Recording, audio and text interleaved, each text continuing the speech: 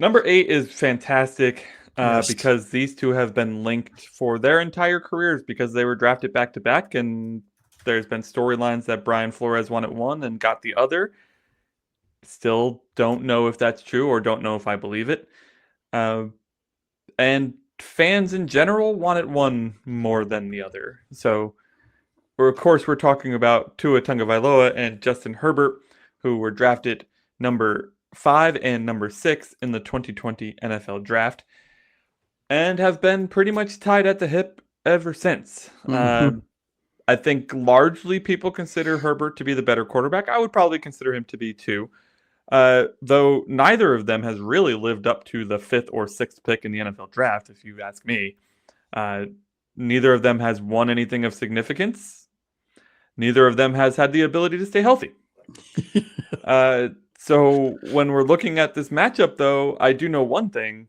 They play each other hard, man. And I'm They wondering do. how you see this battle going this time around. Yeah, I think it's a lot closer than a lot of people think. Maybe not Dolphins fans. I think Dolphins fans are in most cases. I think it's safe to say they're done with Tua. Yes. They were done with Tua when we drafted Tua. Oh, yes. But I think, and I was trying to find it real quick while you were introducing this storyline, but I wasn't able to. I don't know what their head to head is. But I saw something pop up earlier, and then I dug into it because I'm a nerd. And I won't go into crazy detail about the numbers, but they're pretty damn close down the board in all major categories. I mean, from games started, games played, compare, passing yards, rushing yards, and touchdowns and interceptions and completion percentages and quarterback ratings. I mean, Herbert's better in some, Tua's better than others. It's a lot closer than in my head. I think Herbert is so light years ahead of Tua because he had a stellar rookie year. But when you look at it, I mean, they're pretty damn close, all things considered.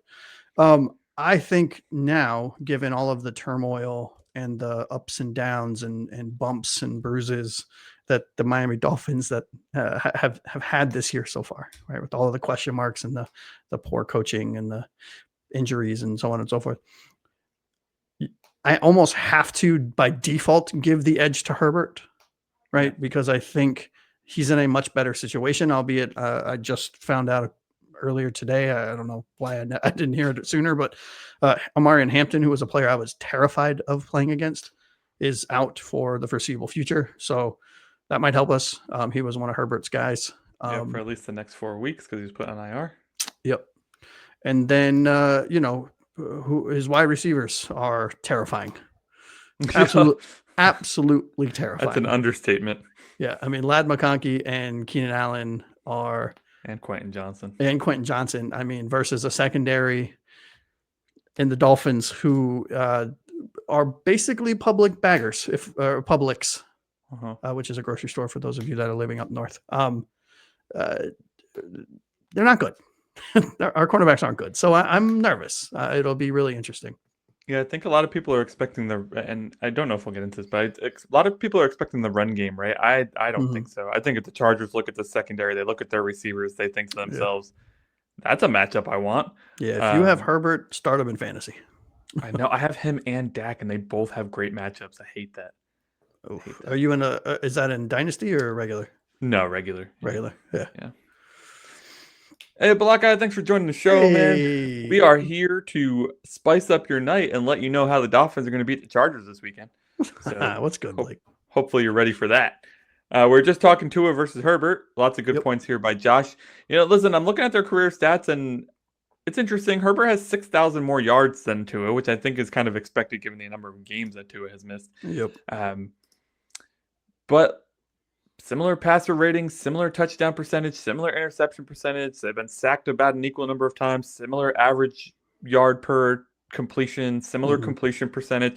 I mean, other than their size, they're very similar players. Yeah, which is crazy because Yeah.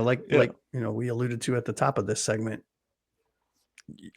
Herbert in my mind is such a much more effective quarterback, but then you look Yeah. at the stats and you're like, well, I mean, outside of his rookie year where he broke records almost, I mean, okay. Well, that goes to the old saying, stats don't tell the whole story, right? Yep. So, I think in big games, he has also struggled. Mhm. I think, Very he much so. looks the part more than Tua does, right? He's got the size, he's got the height, he's got the Mhm. strong arm, he's got That's a the good point. ability to climb the pocket, whereas Tua is more of the he looks frantic consistently. He's a quick passer, and if he doesn't get the quick pass out, he doesn't really know what to do. Like, it's just very different styles of quarterback that have resulted in very kind of similar Similar results. careers. Yeah, Yeah. interesting. Yeah, but it is crazy that these two are going to be tied. I mean, for the rest of their career. Yeah, for however Yeah. many years they have left. I think I'd say Herbert has more left, but one concussion can take you out. Yep. So you don't really know.